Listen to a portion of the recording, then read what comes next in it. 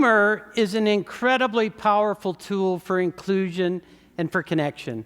And I've been on a quest for humor and laughter my entire life. If you realize that you have to be able to deal with the situational stressors around you, you can actually have more fun and use humor. And so the first thing I had to deal with is how to let the little stressors go and how to be able to celebrate the little victories. So when something bad happens, when something stressful happens, I put my hand right here and I say, bummer. Try that. Bummer. Let it go. One more time. Bummer. Let it go. When something good happens, I do this. Woohoo! Try that. Sometimes you just do it in your mind. On the way here, my wife Sophia and I flew from Portland, Oregon, and waited for the car to come, and it was late. And that's a what? Bummer. Let it go. On the way to the airport, we hit every single red light along the way. That's a what? We finally get to the airport. Keep up, people. Don't make me start over, all right? We go in, and there's a huge line at check-in, and I didn't realize then, but our plane had been delayed due to a mechanical problem, and that's a what? And I stand in line and wait, and this guy crowds in front of me at the last minute and yells at the clerk, and he says, I don't care if that plane's broken, I have to go to San Diego, I don't care if the plane is broken. And he walks off. And I looked at the clerk and I said, I have a different opinion. If the plane is broken, I'm not getting on, and quite frankly, you can't make me. And it made her laugh. And she goes, Mr. Gard, you made me laugh. I'm going to upgrade you and your wife to first class. So we go through security. We go to board the plane. I hand my ticket to the agent, and I said, hey, we got upgraded to first class for free. And this young man goes, Mr. Gard, there's only one class of service on this airplane today.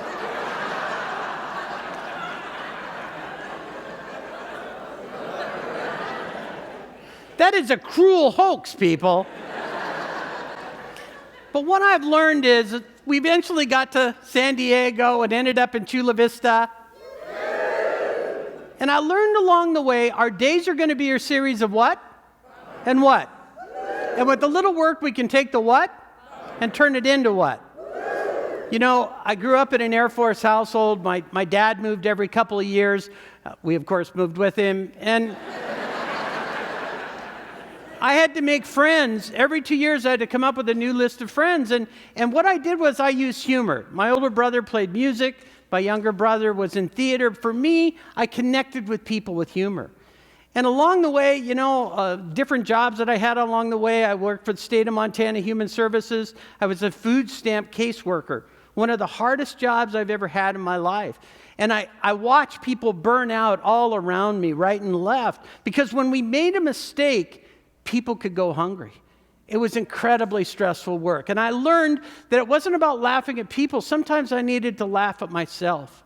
And as C.W. Metcalf said, laugh not with ridicule, but with objectivity and acceptance of self. And I found as I went through my day that what I needed to do was to use humor to lighten up. Now, a lot of you have black roller bags like I do.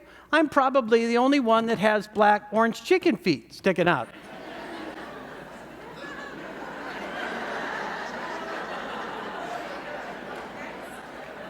When it's in the overhead, I can spot this thing a mile away. And it started out because I would put my bag in the overhead like this, and if it wouldn't fit, I'd have to put it sideways like this. People would come behind me after I sat down. They'd want to put their bag in. They'd move my bag or back around like this, and then the bin wouldn't close. I'd have to check my bag. Since I put the chicken feet in, it doesn't happen anymore. I've actually watched people grab the handle, get right about here, and just put it back.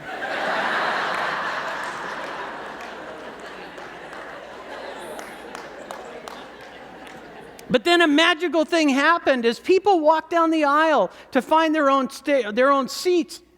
They'd see the chicken feet sticking out. And what did they do? They laughed. They smiled. They talked to me. They talked to each other. Flight attendants came back and talked to me. The pilot would come back and look at it. You know,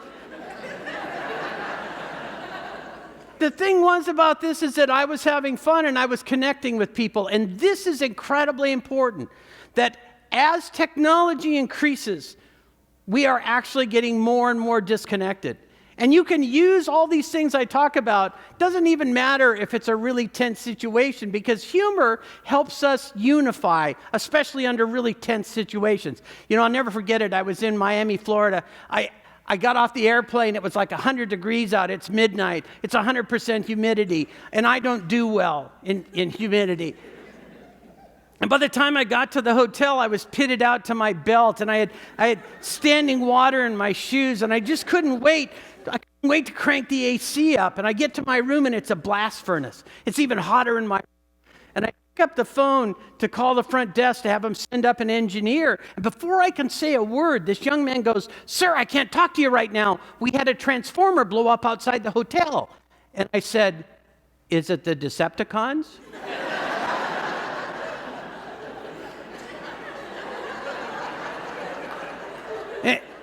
Am I in danger here? And he said, it's not Transformers. It's just one Transformer. And I said, "Didn't you see that movie? One of them could kill us all." And he said, "What would you like me to do?" I said, "You need to call Optimus Prime. That's what you need to do." And they came up and fixed my air conditioning, and the next day, woohoo, exactly. The next day I checked out, and there was a note from the manager.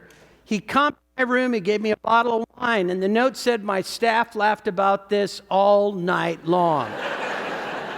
And as I walked out the door, I heard one of the bellmen go, "That's the guy, that's the guy."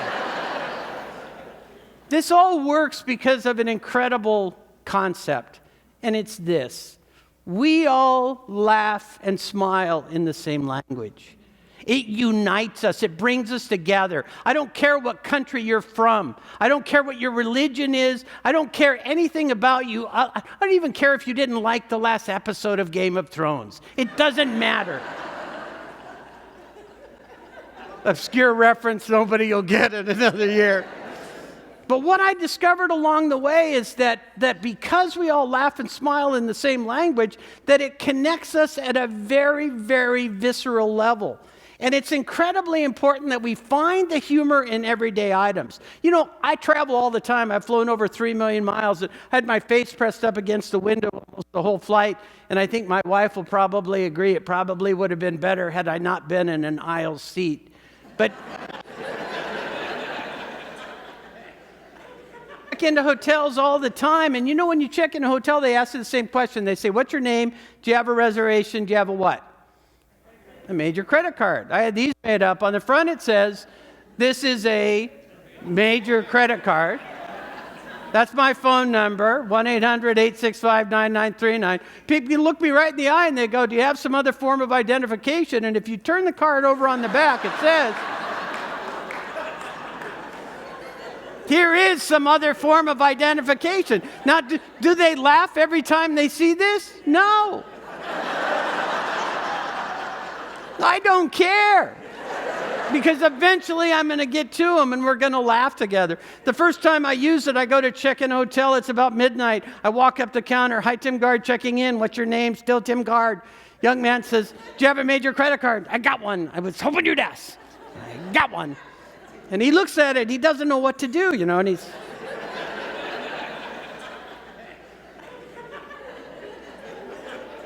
And he goes, "Sir, I don't know what to do." And I said, "If it were me," this is just me, "but if it were me, I would ask for some other form of identification." He said, "You have some other form of ID?" Woohoo! And I checked into a hotel, and I routinely give these out to people, and went through it at the front desk, and people are asking me, "Can I have one of those major credit cards?" And I give them a major credit card. Pretty soon the people are behind me are going, "Can I have one? Can I have one?" And and I'm handing them out. And as I hand them to them, people are going, "Woohoo!" And I know they're going to have fun with them. And I hand what I think is a major credit card, and it was in fact my hotel room key that had gotten mixed up with the major credit cards. They're the exact same size, made by the same manufacturer. And I hand it to her, and she goes, "Woohoo!" And I go, "Have fun with that." And I go to walk away, and she goes, "I need your room number." And I just And she goes, it doesn't work without your room number. And the husband standing next to her said, it doesn't work with the room number either. And I didn't know what to do, and I handed her a major credit card. She handed me back my room key, and she looked at me and she said, it's okay. You made a mistake. She knew where my heart was. I made a mistake. And I think this is what happens with humor that causes the biggest problems, is that we have a fear of using humor. We have a fear of not being laughed at. We have a fear of being misunderstood. We have a fear of handing our room key to a person instead of a major credit card. It was an accident, I swear. You know, now my room key goes in my wallet because my dad told me it's only stupid if you do it twice. But we need courage. Don't you agree? We need courage to use humor. We need courage to be different. We need courage to be able to find the humor where other people can't find it. And as Britney Spears said, it's not rocket surgery. It's not complicated.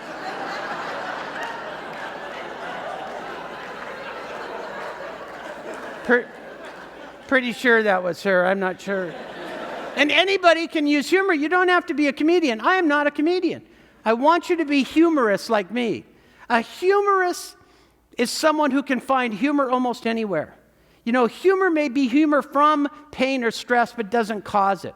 And there's a big difference between the two. Humorists are inclusive. Comedians may be divisive. A humorist laughs with, a comedian may laugh at.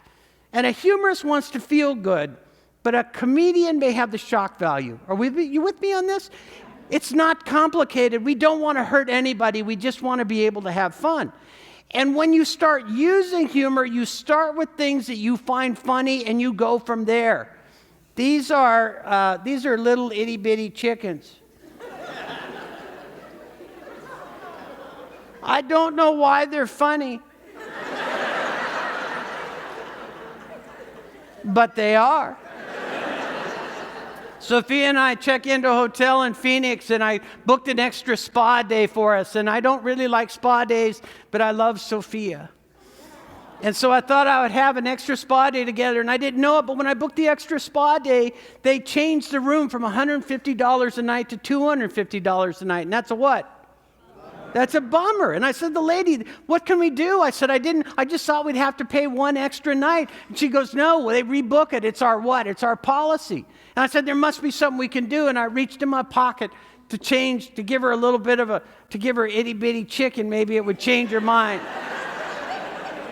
And she thought I was trying to bribe her. And she got really upset. And she said, sir, you can't bribe me. I will not take a bribe. And I said, now before you say anything, you might want to see what I have. And I just kind of slid him real slow. And I turned my hand over, and she saw the little itty bitty chickens. And she wanted them really badly. And she goes, I don't know what to do. And I said, now before you make up your mind, and I just took one more, I said, let me sweeten the pot just a little bit more. I ended up getting the room for $80 a night. Woohoo! And it wasn't that I got a sweet deal on the room, but I got a sweet deal on the room. But it's that we connected, and previously we had been disconnected. And you know, you don't have to walk around with itty bitty chickens in your pocket like I do. I understand that. What I want you to do is I want you to connect with people. I want you to learn to see the world differently. If you be a humorist like me, is that we laugh at the things we can and we share them with other people. Because when you share humor as a humorist, you're not sharing a punchline. You're sharing your perspective. And that gives the other people the opportunity to share their perspective. And this is how connections occur.